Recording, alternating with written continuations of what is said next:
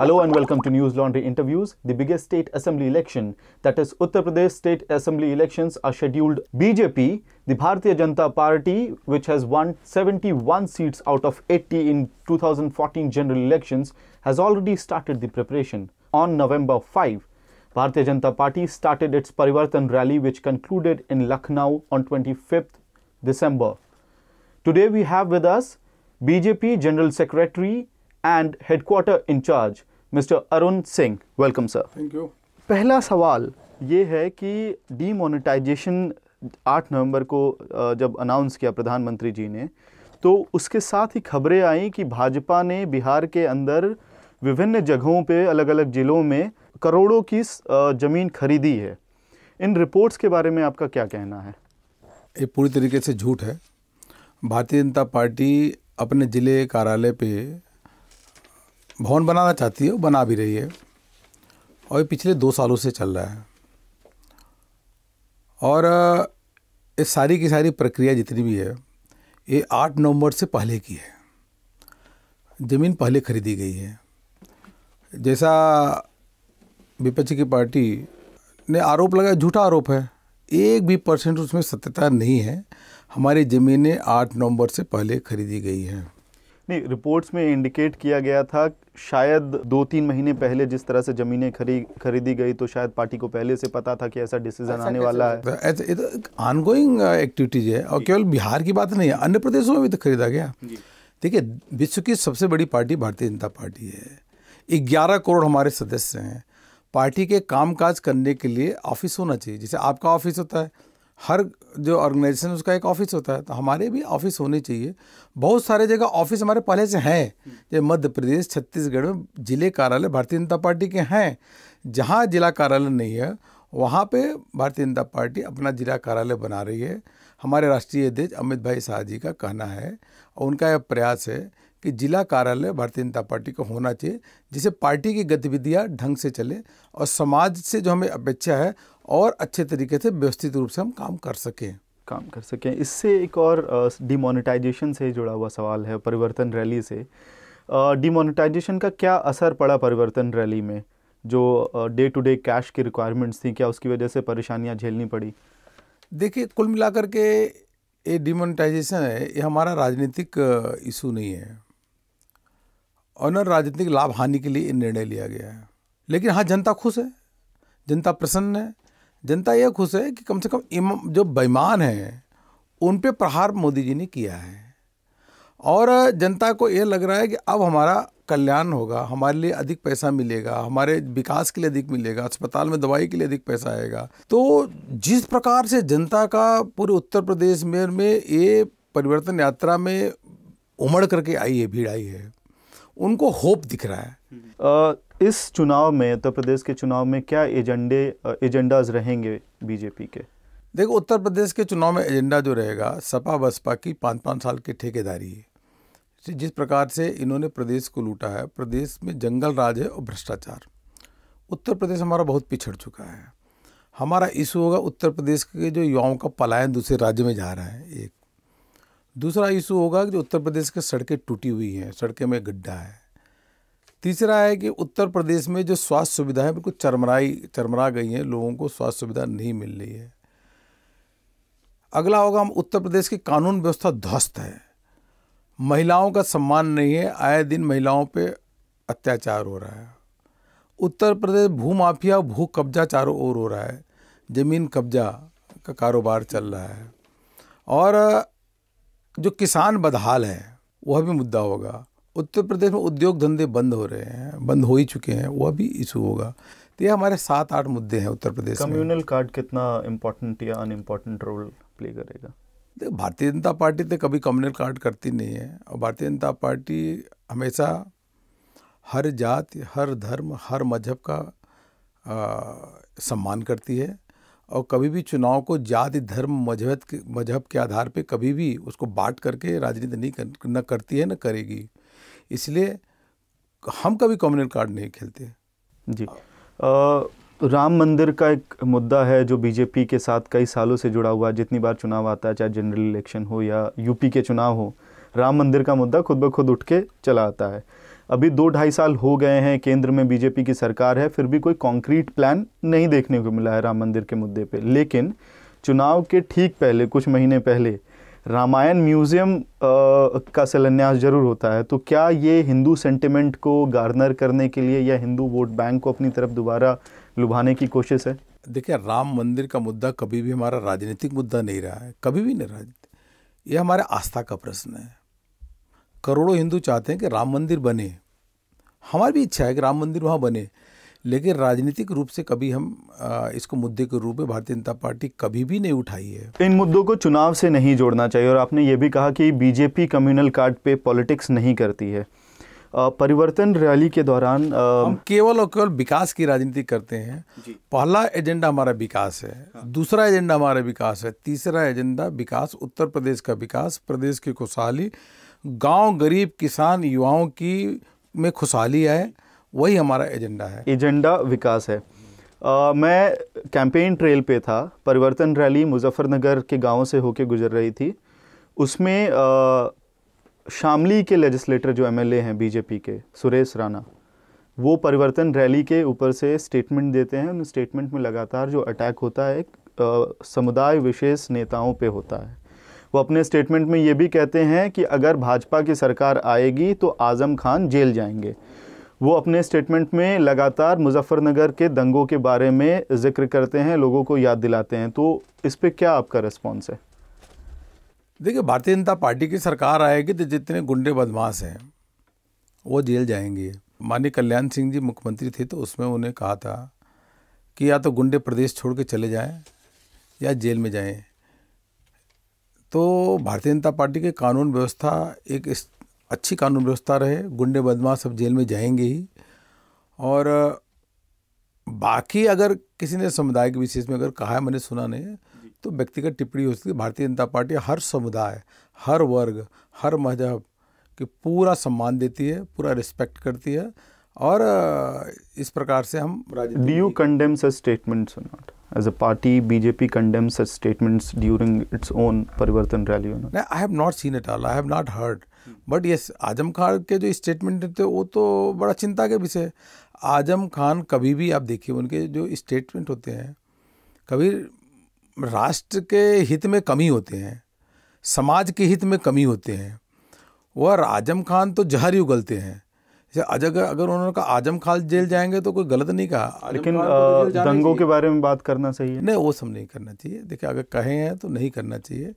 Bharatiya Janata party के लिए सभी जात, धर्म, मजहब एक समान है। हम शांति व्यवस्था चाहते हैं, हम केवल विकास चाहते हैं। उस विकास के तहत सबका विकास होना चाहिए। सबका साथ सबका विकास हमारा नारा है।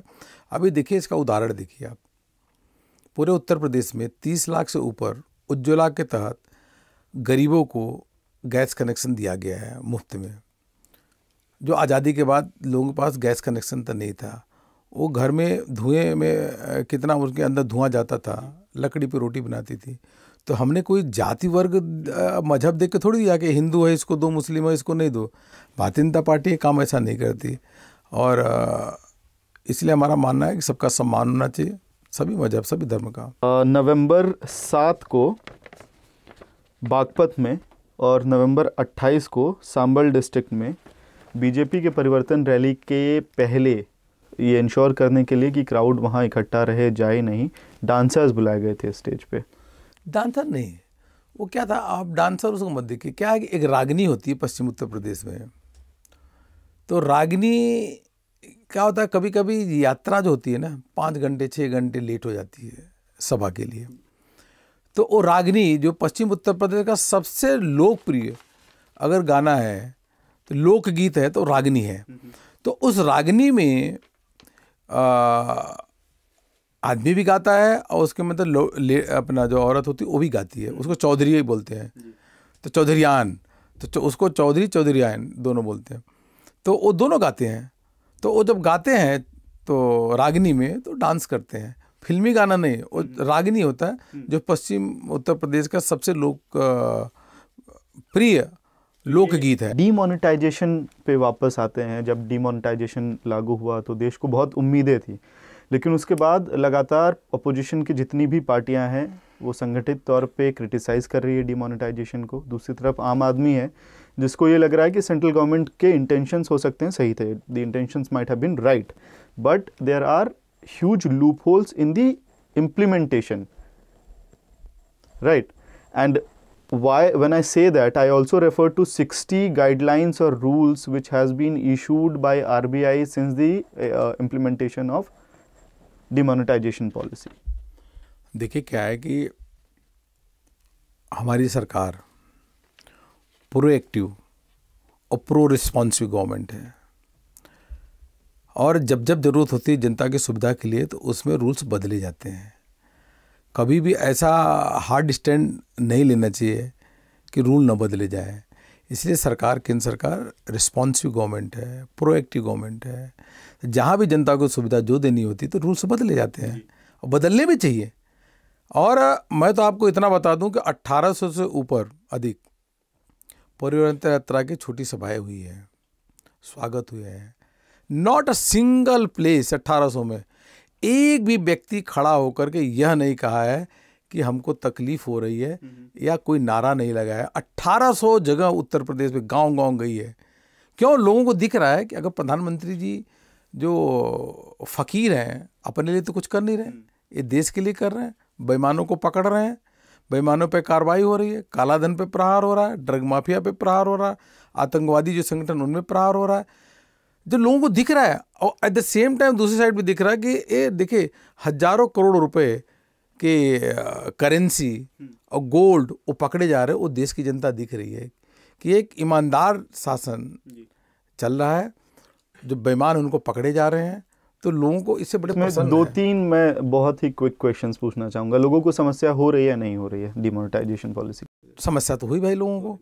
देखिए इतना बड़ा ऐतिहासिक फैसला हुआ है तो समस्या तो हुई, लेकिन समस्या से अधिक उनको आगे के अच्छे दिन दिख रहे हैं कि ना अभी आने वाले रेस्पॉन्सिव गवर्नमेंट के जगह पे एक ये भी क्वेश्चन हो सकता है कि क्या वेल थॉट इम्प्लीमेंटेशन नहीं होना चाहिए? रूल्स जब बनाए जाते हैं, गाइडलाइंस जब इशू की जाती हैं, तभी सोच लिया जाए कि इसका क्या आफ्टरमैथ होगा। जो रूल्स हैं उनको पहले से नहीं उसको डिस्क्लोज करना चाहिए, धीरे धीरे। मैं स्पेसिफिक होता हूँ, जैसे कि 5000 का एक जो नियम आया था कि आप 5000 रुपए के ऊपर अगर जमा करेंगे तो आपको एक्सप्लेनेशन देना पड़ेगा कि अभी तक आपने पैसा जमा क्यों नहीं किया था बैंक में, जिसको एक दिन के बाद ही विड्रॉ। हाँ, तो ये इस तरह के जितने, देखिए अभी आप भी करेंगे, इतने बड़े जब निर्णय होते हैं, इतना बड़ा डिसीजन है, तो उसमें इस प्रकार की चीज़ें तो कभी कभी आ ही सकती है ना, ये मानना चाहिए। ये वर्किंग हम भी 10 वर्किंग करेंगे तो उसमें एक आध डिसीजन तो ऐसे होंगे कि जिसके बाद हो सकते हैं, उसमें तो correction,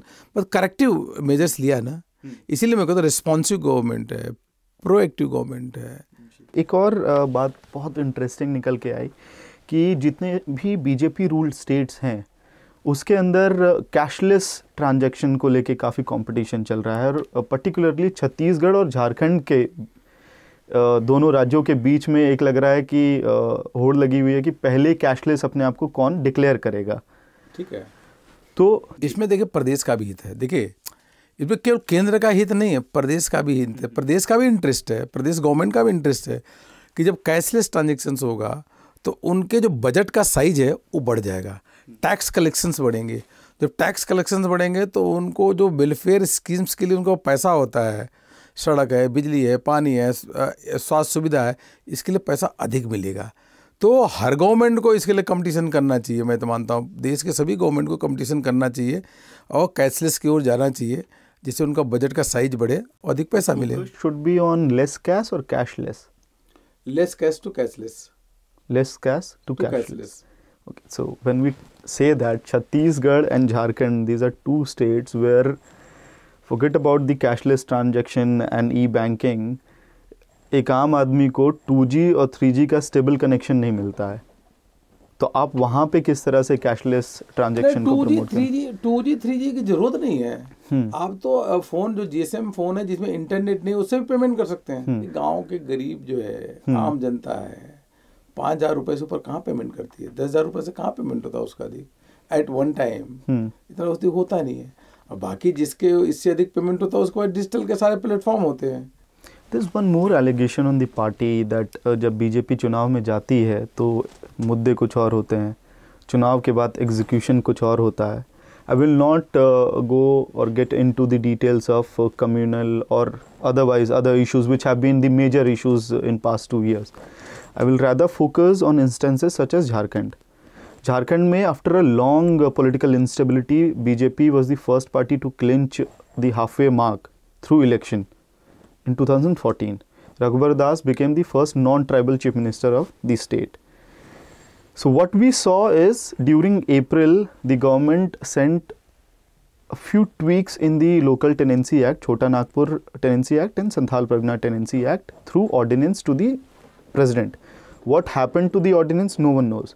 Later on, amendments were brought in the assembly amidst huge chaos when chairs were broken, papers were turned. The bill was passed within 3 minutes. जी. आदिवासियों का विकास करना है तो बहुत पुराना एक्ट था, बिना एक्ट में अमेंडमेंट किए, चेंज किए विकास नहीं हो सकता. मान लीजिए आप आदिवासी गांव में अगर ज़मीन खरीद कर कुछ वहाँ फैक्ट्री लगाना चाहते हैं, विकास करना चाहते हैं, स्कूल बनाना चाहते हैं, तो जब तक इसमें आपको छोटा नागपुर एक्ट में इनमें जब तक अमेंडमेंट नहीं करेंगे तो कैसे करेंगे. देखिए, जब से आप समझिए रघुवर दास जी मुख्यमंत्री बने हैं, झारखंड में इतने विकास के काम हुए हैं. हर गरीब को 30,000 रुपये से 35,000 रुपये का 30,000 रुपये का स्वास्थ्य कार्ड दिया गया है. कहीं भी जा कर के मुफ्त में इलाज करा सकता है. कुछ बीमारियां हैं, अगर उस बीमारी में अगर वो हो जाती है तो 4 लाख रुपए उसको गरीब को दिया गया. और गरीब ने जिसकी इनकम 70,000 से नीचे है वह जा कर के मुफ्त में सरकारी और प्राइवेट में इलाज करा सकता है. नहीं तो जब आदिवासियों के लिए इतना काम कर रहे हैं, उनके बिल्कुल जो उनकी दिक्कतें हैं उनको समाधान करने की कोशिश कर रहे हैं, तो ये जो छोटा नागपुर एक्ट है तो इसको भी इसलिए भी उसमें चेंजेस ले आ रहे हैं क्योंकि बहुत पुराना है. अब आदिवासियों का अगर विकास नहीं हुआ इतने साल के बाद तो उसमें बदलाव लाना ही चाहिए, जिससे वहाँ पे जो समुचित विकास समुचित डेवलपमेंट करने के लिए यह अमेंडमेंट ले आए हैं. 2 इसमें सवाल पूछूंगा मैं. एक कि क्या बीजेपी को जब चुनाव 2014 में हो रहा था तो उस वक्त पब्लिक के बीच में मैंडेट लेने के लिए नहीं जाना चाहिए था कि इंटेंशंस होंगे हमेशा कि विकास के लिए बीजेपी एक बड़ी पार्टी है, काफ़ी आइडियोलॉग्स भी हैं. देखिए, ऐसा नहीं है. चुनाव में ये मुद्दा रखा जा सकता था कि नहीं कि टेनेंसी एक्ट में बदलाव लाया जाए, कि चुनाव से पहले ही सारे मुद्दे आ जाए. यह तो विधायक होते हैं, देखिए सबका अपना अपना अधिकार है जी. यह हमारी विधायिका है, असेंबलीज है, इनका अधिकार है. अगर एमएलए चाहते हैं तो मेजॉरिटी से पास कर सकते हैं, तो उन्होंने किया. ये चुनाव के समय मुद्दा रखा जा सकता था या नहीं रखा जा सकता था? Because this is something which relates to the core spirit of Jharkhand. मैं आपको बेसिक्स बता रहा हूँ जी. कभी भी ऐसा नहीं सोचना चाहिए कि सारे मुद्दे चुनाव से पहले ही रख दो. अगर सब चुनाव से पहले अगर रख दिए तो 5 साल, इसका मतलब नया आप कुछ कर ही नहीं पाएंगे, 5 साल में. तो ये तो जो गवर्नमेंट जो गवर्नेंस करते हैं उसमें जो चीज़ें जरूरी होती है उसको करना ही चाहिए. अमेंडमेंट पे डायलॉग होना चाहिए था या नहीं होना चाहिए था? डायलॉग हुआ, चर्चा हुआ सबसे 3 मिनट के अंदर. देखिए, कुछ लोगों ने वहाँ पे वह सोचे कि ये सरकार बहुत अच्छी चल रही है, रघुवर दास जी ऐसा मुख्यमंत्री है. आपको मालूम है उनके पास एक घर नहीं है, 1 इंच ज़मीन नहीं है, घर ही नहीं है उनके पास. एक घर नहीं, 1 इंच ज़मीन नहीं है. मजदूरी करते थे, शुरू में लेबर थे, लेबर. और वह व्यक्ति, और मंत्री भी थे, कई बार मिनिस्टर भी थे. और झारखंड जैसे जगह पे आप सुने होंगे मधु कोड़ा एंड कंपनी की कहानी. उस जगह पे मंत्री रहे हुए पहले और ऐसा प्रदेश अध्यक्ष रहे, जिस व्यक्ति को जो गरीबी से उठा है, जो गरीबों की पीड़ा जानता है, मजदूरी किया है, एक घर तक उसके पास नहीं है. अगर कोई काम कर रहे हैं तो किसी के लिए काम कर रहे हैं? आदिवासियों के लिए, गरीब भाइयों के बहनों के लिए काम कर रहे हैं. सबको समर्थन करना चाहिए ऐसे व्यक्ति का. पिछले 4 महीने में झारखंड के अंदर 7 लोग मारे गए हैं पुलिस की गोलियों से. जो झारखंड के होम सेक्रेटरी हैं, additional home secretary NN Pandey, वो फ़ोन पे हमें कहते हैं कि it is a close chapter और अभी तक किसी भी पुलिस ऑफिसर के खिलाफ कोई एक्शन नहीं लिया गया है. देखिए, मैं डिटेल तो नहीं जानता, लेकिन कार्रवाई तो होगी। लेकिन सबसे बड़ी बात है कि झारखंड, अभी मैं गया था, मुझे प्रसन्नता इस बात की है, अभी मैं गढ़वा गया था पिछले 10 दिन पहले ही, वहाँ जो नेक्सलाइट्स का प्रॉब्लम थी वो ऑलमोस्ट ख़त्म हो चुकी है। पहले जाते हुए डर लगता था, गढ़वा तो कोई जा ही नहीं सकता था। अभी मैं पूरा गढ़वा गया और बाय रोड गया, कोई डर नहीं। तो नेक्सलाइट्स की समस्या धीरे धीरे समाप्त हो रही है।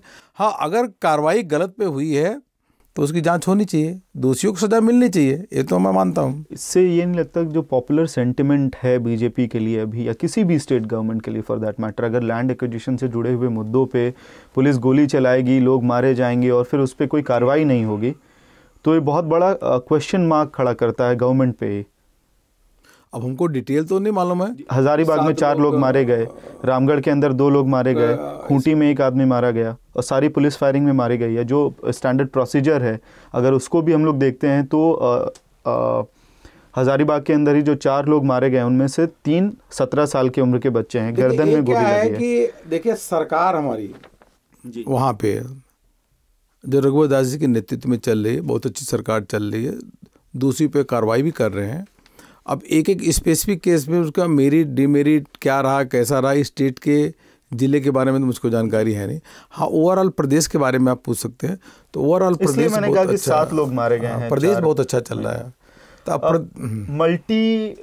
तो इरिगेटेड मल्टी क्रॉप लैंड जो है उस पे फैक्ट्रियां लगनी चाहिए या नहीं लगनी चाहिए, क्योंकि ये मुद्दा फिर यूपी में भी बहुत बड़ा इशू बन के आ सकता है। इरिगेटेड जो, देखिए, उसको अवॉइड करना चाहिए। अगर इरिगेटेड लैंड है, मेरा व्यक्तिगत मानना है कि अवॉइड करना चाहिए। इलेक्शन कमीशन के रिकमेंडेशंस पे खबर आई थी कुछ दिनों पहले that election commission wants that parties should give annual audits of their funds and should declare कि एक रुपया जो आ रहा है किस वे से आ रहा है, कौन लोग दे रहे हैं, इसका ब्यौरा देना चाहिए। 1 रुपये तो अभी तो कोई ऐसा अभी कोई नियम नहीं है। मतलब 1 रुपये इन द सेंस कि ब्यौरा वो तो हर पॉलिटिकल पार्टी 20,000 रुपये से जो अधिक पैसा जिससे आता है उसको देती है इलेक्शन कमीशन को। 20,000 से कम 5,000 तक अगर इसको ले आया जाए, अब वो आए तो देखते हैं क्या है। अब ले आए तो फिर इलेक्शन कमीशन, वो तो प्रॉपर कंसल्टेशन होता है। इलेक्शन कमीशन सभी पार्टी को बुलाती है, कंसल्ट करती है। 2-3 मीटिंग में मैं भी 2-3 मीटिंग में मैं भी पहले गया हूँ। तो इलेक्शन कमीशन जब बुलाएगी, चर्चा करेगी तो अपनी राय देंगे।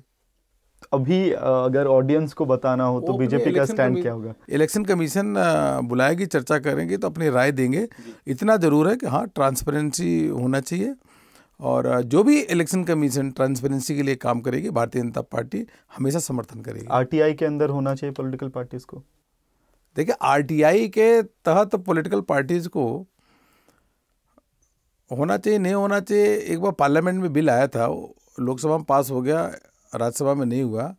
लेकिन कुल मिलाकर के पॉलिटिकल पार्टीज़ के पास इतने स्टाफ नहीं होते, क्योंकि हम लोग तो basically non profit making organisations होते हैं। एक एक चीज़ का डिटेल्स आरटीआई वाले क्या पूछते हैं, मेरे पास तो बहुत सारे प्रश्न आए। आपके यहाँ कितने समोसे आए, कितने चाय आए, कौन कौन सी मीटिंग है, कितने स्टाफ हैं, कब रखा, कब निकाला, हर मीटिंग का मिनट्स, सदस्य कैसे बनाया, सदस्य कैसे निकाला।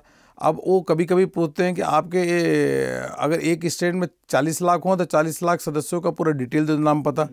तो अगर वही हम करने लगेंगे तो बीजेपी पार्टी को कम से कम 500 स्टाफ रखने पड़ेंगे यहाँ पे, तब जाके आरटीआई का जवाब दे पाएगी। जो चुनाव होने हैं जहाँ मेजर स्टेक इन्वॉल्व है, 5 राज्यों के चुनाव हो रहे हैं, 5 राज्यों में भारतीय जनता पार्टी की बहुत अच्छी स्थिति रहेगी।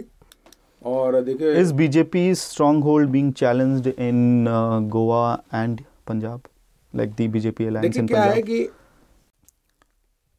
उत्तर प्रदेश में हमारी 2/3 बहुमत से ऊपर सरकार बनेगी। मणिपुर में हम लोग इस बार सरकार बनाएंगे, अच्छी वहाँ स्थिति है। उत्तराखंड का हमारी बहुत अच्छी स्थिति है, हम सरकार उत्तराखंड में बनाएंगे। गोवा में भी सरकार बनाएंगे क्योंकि वहाँ की एक अच्छी सरकार चल रही है। और पंजाब में हमारी सीटें बढ़ेंगी, अलायंस जीतेगी, इसकी उम्मीद है। भारतीय जनता पार्टी की स्थिति अच्छी है। अभी धीरे धीरे करके अभी लेटेस्ट जो आ रहा है इन्फॉर्मेशन, उसमें भारतीय जनता पार्टी अलायंस की स्थिति बहुत इम्प्रूव हो रही है और आम आदमी पार्टी बिल्कुल नीचे चली जा रही है, ये लेटेस्ट। और गोवा में जो रीसेंट पॉलिटिकल डेवलपमेंट्स हैं, जिस तरह से गोवा में सरकार बनाएंगे, हाँ, बहुत अच्छी सरकार चल रही है। बहुत प्रोग्रेसिव गवर्नमेंट है, डेवलपमेंट ओरिएंटेड गवर्नमेंट है, बहुत सारे अचीवमेंट्स हैं, गोवा के हित में बहुत सरकार ने काम किया है भारतीय जनता पार्टी की, वहाँ सरकार बनाएंगे। It was pleasure talking to you, Mr. Singh. Thank you. Thank you. If you like that, click here to support us and down here to subscribe to our YouTube channel, and do check out the other stuff we do like News Laundry interviews, Why So Serious, animations, comics, panel discussions, podcasts which are really big, and much, much more.